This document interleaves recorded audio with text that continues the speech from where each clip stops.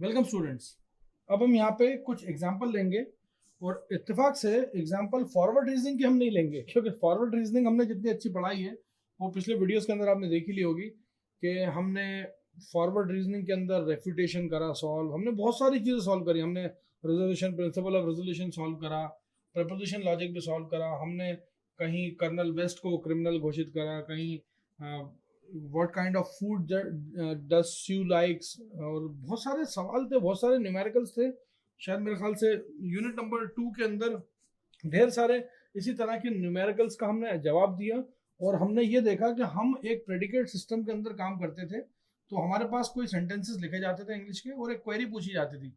हम उस क्वेरी को सॉल्व कैसे करते थे? हम प्रेडिकेट्स बनाते थे, हम एफओपीएल बनाते थे, फिर क्लॉज फॉर्म लगाते थे, और क्लॉज फॉर्म लगाने के बाद हम उसको सॉल्व करते थे और प्रिंसिपल ऑफ रेजोल्यूशन अलग अलग क्लॉजेस पे लगा लगा के हम फाइनली उस स्टेटमेंट तक पहुंच जाते थे जिस स्टेटमेंट पे आंसर छुपा हुआ है। और एक्चुअल में हमने ऐसा एक न्यूमेरिकल के साथ नहीं करा, कई सारे ढेर सारे न्यूमेरिकल्स के साथ करा।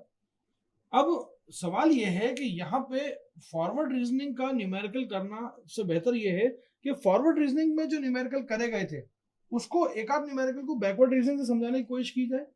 क्योंकि देखिए, अप्रोच चाहे फॉरवर्ड हो चाहे बैकवर्ड हो, अगर आंसर एक बार आ गया तो आ गया।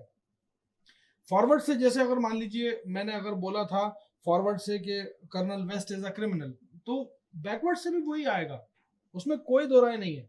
तो इसलिए आप याद रखिएगा कि क्वेश्चंस की क्वेरी जो हो, whether it is forward reasoning और फॉरवर्ड चेनिंग और इट इज बैकवर्ड रीजनिंग और backward चेनिंग, answer will remains the same. Answer हमेशा सेम आएगा, चाहे कोई भी सिचुएशन आप लेंगे।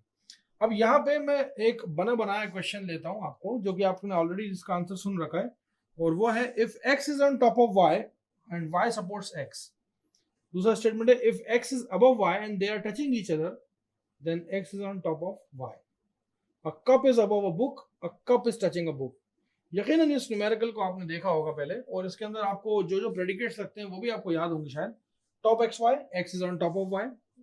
Support x y, x supports y. above xy, x is above y and touch xy। तो कुल मिला के ये चार तरह के आपने प्रेडिकेट्स इस्तेमाल करे थे इस न्यूमेरिकल के अंदर, और मुझे बहुत अच्छे से यकीन है कि आपने इसको बहुत अच्छे से पढ़ा होगा, रिवाइज करा होगा, और आपको शायद अभी भी ये न्यूमेरिकल कहीं ना कहीं कुछ हद तक, थोड़ा बहुत ही सही लेकिन याद तो होगा। ये x इज अबव y और आखिरी में है टच, x टचेस। ये चार तरह के प्रेडिकेट्स का हमने इस्तेमाल किया, और इन चार तरह के प्रेडिकेट्स का इस्तेमाल करने के बाद हमने इसका फर्स्ट ऑर्डर प्रेडिकेट लॉजिक बनाया। मैं यहाँ पे एफओपीएल लिखने की कोशिश करता हूँ, और यहाँ पे लिखूंगा मैं इसका एफओपीएल, जो वो चारों स्टेटमेंट थे उनका एफओपीएल। पहला है if x is on top of y then y supports x। अगर मान लीजिए x y के ऊपर है तो ऐसा बोल सकते हैं हम कि support y comma x, y comma x। दूसरा स्टेटमेंट है कि अगर मान लीजिए कि f जो x है वो y के ऊपर है, x इज अबव y, मैं लिखता हूं above x comma y and they are touching each other and touch x comma y, तो क्या हो सकता है? x is on top of y। ये सब जो आप देख रहे हैं, मैं जो लिख रहा हूं, ये ऑटोमेटिकली आप पढ़ चुके हैं पहले फर्स्ट ऑर्डर प्रेडिकेट लॉजिक के अंदर। लेकिन मैंने एक बात वहां पे जो थी वो बताई थी, वो अभी फिर से रिपीट करूंगा। खैर, मैं आगे बढ़ता हूँ, पहले स्टेटमेंट कंप्लीट कर लेता हूँ, फिर मैं यहाँ पे जो लॉजिक है वो समझाता हूँ आपको। अगला है अ cup is above a book, तो अबव ब्रैकेट में लिखिएगा cup comma book. A cup is touching a book, touch.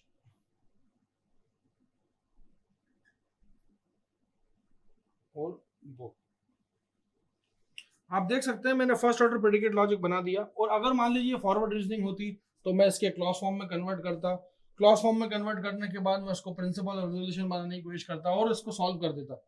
लेकिन ये फॉरवर्ड रीजनिंग नहीं है, ये हम पढ़ रहे हैं बैकवर्ड रीजनिंग, और बैकवर्ड रीजनिंग के अंदर ये काम नहीं होता। बैकवर्ड रीजनिंग में क्या काम होता है? बैकवर्ड रीजनिंग में हम बनाते हैं रूल बेस और फैक्ट बेस। क्या बनाते हैं हम? रूल बेस और बनाते हैं एक और क्या बनाते हैं, फैक्ट बेस। फैक्ट बेस मैं दोनों को सामने लिख रहा हूं ताकि आसानी हो समझने में, रूल बेस और फैक्ट बेस। चलिए यहाँ पे 4 तरह के स्टेटमेंट लिखे हुए हैं और देखना है नहीं एफओपीएल को है। आपसे मैंने बार बार बोला है कि जब भी कभी लॉ ऑफ इम्प्लीकेशन लगता हुआ दिखे कहीं तो इसका मतलब इसमें रूल की स्मेल आ रही है। ये रूल्स हैं, मतलब अगर टॉप ऐसा ऐसा करोगे तो ऐसा हो जाएगा, अगर ऐसा ऐसा ऐसा ऐसा करोगे और ऐसा भी करोगे तो ऐसा हो जाएगा। ये 2 वर्ड जो लगता है ना, ये हमेशा रूल्स को इम्प्लिसिट करता है कि ये रूल्स हैं। अब देखिए पहला रूल क्या कहता है कि if x is on top of y, अगर अगर x y के टॉप पे है तो, ये जो तो लगाया ना मैंने कस के, तो y सपोर्ट्स x। और बैकवर्ड रीजनिंग क्या कहती है कि बैकवर्ड रीजनिंग का रूल नंबर 1 कहता है, रूल नंबर 1 लिख रहा हूं मैं यहां पे, पहले लिखिए answer support y comma x, पहले क्या लिखिए आंसर, और उसके बाद लिखिए इफ उसके प्रीमाइसेस। उल्टा चलिए, उल्टा टॉप एक्स वाई पहले होता तो वाई को ऐसा बोलते हैं वाई सपोर्ट एक्स, लेकिन हम कह रहे हैं कि support y comma x if top x y. ये है रूल बेस का पहला नियम। अच्छा, दूसरा अगर आप फैक्ट को देखें तो ये जो 3 और 4 नंबर पे लिखे ना, ये तो ऑटोमेटिकली फैक्ट बेस ही है। तो fact base number 1 is what, above above cup comma book, ये रूल नंबर, ये फैक्ट नंबर 1 है। और फैक्ट नंबर 2 क्या है, फैक्ट नंबर 2 क्या है, टच टच क्या, कप कॉमा बुक। तो इसमें मैंने कोई भी दिमाग नहीं लगाया क्योंकि ये तो मुझे सीधे सीधे लिखे हुए दिख गए थे। और अच्छी बात है अगर आपको वो फैक्ट अगर ऐसे लिखे दिख जाए तो समझिए बड़ा अच्छा काम हो गया।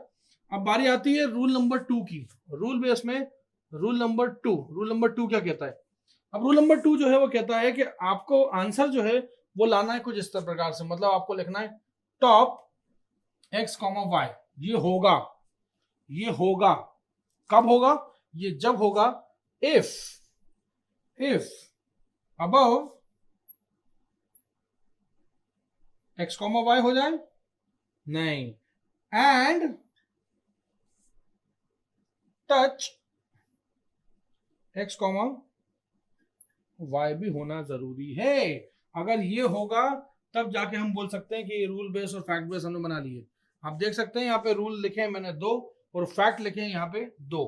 और क्वेरी हमारी क्या थी, क्वेरी थी हमारी बुक सपोर्ट कप, क्वेरी क्या थी हमारी बुक, ये हमारी उस उधर न्यूमेरिकल जब हमने पढ़ा था ना तब भी सेम क्वेरी यही थी, बुक सपोर्ट्स कप। हमें ये ध्यान रखना है कि क्वेरी हमारी क्या है, बुक सपोर्ट कप, मतलब इसको अगर मैं ऐसे लिख दूं तो भी कोई गलत नहीं है। क्वेरी क्या है हमारी, सपोर्ट बुक कॉमा कप। मैंने अभी तक शुरुआत करी है इस न्यूमेरिकल की और सिर्फ जंग पे जाने से पहले जो हम हथियार तैयार करते हैं सिर्फ वो हथियार ही तैयार हुए। अभी सिर्फ रूल बेस और फैक्ट बेस लिखा है लेकिन आंसर अभी नहीं आया। आंसर कैसे आएगा वो देखते हैं हम। अब आंसर के लिए सबसे पहले तो मुझे ये क्वेरी को यहाँ लिखना पड़ेगा, तो मैं यहाँ लिख देता हूँ क्वेरी मेरी सपोर्ट क्या है y कॉमा x। भाई सीधी सी बात है, मैं जानता हूं आगे जाके मैं उसमें क्या करने वाला हूं। खैर ये मेरी क्वेरी है। अब सबसे पहले तो बताइए मुझे कि क्या ये सपोर्ट नाम की क्वेरी यहाँ फैक्ट में दिख रही है। अगेन मैं आपको रेफर कराऊंगा वही वाली टेबल, वही वाला डायग्राम जो अभी थोड़ी देर पहले हमने देखा था वीडियोस के अंदर। आप देखेंगे जो इसका जस्ट पहले वाला वीडियो था उसके अंदर जो लास्ट मैंने डायग्राम आपको बनाया था कि गोल आप देखिए सबसे पहले काय में, फैक्ट बेस में। क्या आपको फैक्ट बेस में दिख रहा है, नहीं दिख रहा क्योंकि फैक्ट के अंदर तो अबव लिखा हुआ और टच लिखा हुआ है, कोई बात नहीं। तो आप देखें कि क्या ये चीज किसी रूल बेस के अंदर कंक्लूजन में है। यस, रूल नंबर 1 के कंक्लूजन का ये पार्ट है, रूल नंबर 2 के तो कंक्लूजन का पार्ट नहीं है, रूल नंबर 1 के कंक्लूजन का पार्ट है। इसका मतलब आपको अगर सपोर्ट वाई एक्स करना पड़ेगा तो उसके लिए आपको टॉप एक्स वाई को प्रूव करना पड़ेगा, मतलब टॉप एक्स वाई की बारी पहले आएगी। Top x comma y। अरे बात समझ में? अब देखिए यहाँ पे क्या है कि टॉप एक्स वाई करना है अगर, तो टॉप एक्स वाई किसी फैक्ट में मैच हो रहा है क्या?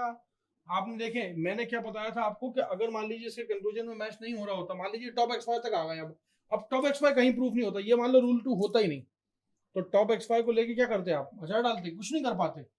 लेकिन टॉप एक्स वाई का सबसे पहले आपने क्या देखा? फैक्ट में देखा, नहीं मिला, रूल में देखा, रूल में फिर मिल गया, तो अब आपने इसके क्या कर दिए? 2 सब ट्रीज बना दी। इसका मतलब ये 2 सब ट्रीज जो है ये आप अबव और दूसरी सब ट्री क्या है? टच। पहले इनको प्रूव कराइए, और ये क्या है? x, y, और ये भी क्या है? x, y। मतलब जब तक अबव और टच जो है उसको तुम प्रूफ नहीं करोगे तब तक तुम्हारा टॉप प्रूफ नहीं होगा, और जब तक तुम टॉप प्रूफ नहीं करोगे तब तक तुम्हारा सपोर्ट प्रूफ नहीं होगा। ठीक है, अब देखें, जब आप अबव x और अबव y, अबव xy और ये टच xy पे आए, तो एक चीज तो तय है कि ये अबव और टच जो है ये किससे मैच खा रहे हैं? यहां पे आप लिखेंगे मैच विथ फैक्ट 1, और यहां पे लिखेंगे मैच विथ फैक्ट नंबर 2, और जिस वक्त यहां लिखेंगे तो ऑटोमेटिकली यहां पे सारी वैल्यू फेच हो जाएंगी। Putting x is equal to cup and y is equal to book, तो ऑटोमेटिकली आपकी जो है यहाँ पे क्वेरी सॉल्व हो जाएगी। यहाँ पे बुक आ जाएगा और यहाँ पे ऑटोमेटिकली कप आ जाएगा। चाहे तो आप देख सकते हैं मैंने करा क्या। बैकवर्ड रीजनिंग कोई इतना मुश्किल टॉपिक नहीं है, बैकवर्ड रीजनिंग बस समझना ही है कि आपको बैकवर्ड अप्रोच लगानी कैसे। मैं फिर से इसको एक बार देखता हूँ कि y सपोर्ट y(x) जो था वो मैच नहीं कर रहा था किसी भी फैक्ट के साथ, नहीं कर रहा था, कोई बात नहीं, लेकिन सपोर्ट y(x) जो था वो रूल नंबर 1 के कंक्लूजन पार्ट का हिस्सा था। लेकिन इसको प्रूव करने के लिए पहले तुम्हें इसको प्रूव करना पड़ेगा, तो टॉप एक्स वाई को प्रूव करने के लिए फिर तुमने देखा अपना फैक्ट के अंदर मिल रहा है क्या? नहीं मिल रहा होता ना तो यहीं कहीं आंसर आ जाता, लेकिन नहीं, ये नहीं मिल रहा था फैक्ट के अंदर, तो फिर हम रूल्स पे गए, और रूल्स में रूल नंबर 2 के अंदर जो था उसका कंक्लूजन पार्ट जो था वो टॉप था, तो टॉप को प्रूव करने के लिए तुम्हें अबव और टच को प्रूव करना पड़ेगा, और अबव और टच को प्रूव करने के लिए तुमने अबव और टच लिखा, और फिर उसको जब देखा फिर से अगेन बार बार तुम्हारी नजर जो होगी वो फैक्ट बेस की तरफ ही जाएगी, और जब तक फैक्ट बेस की तरफ नजर जाएगी और जहां मैचिंग हुई वो फटाक से आंसर डालना चालू हो जाएंगे, वैल्यूज डालना चालू हो जाएगी, और फटाफट यहां से टॉप एक्स वाई प्रूफ हो जाएगा। जिस वक्त जिस second top x y proof हुआ उसी वक्त सपोर्ट वाई एक्स भी प्रूफ हो जाएगा। मैंने जितने भी आपको न्यूमेरिकल्स कराए हैं सब में आपको एफओपीएल तो लिख के दिखाए।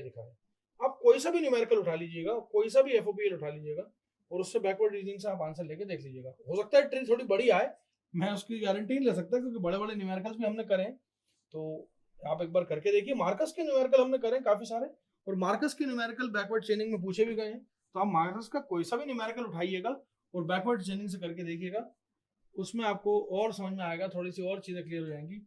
ये था बैकवर्ड चेनिंग का एक example. Thank you so much.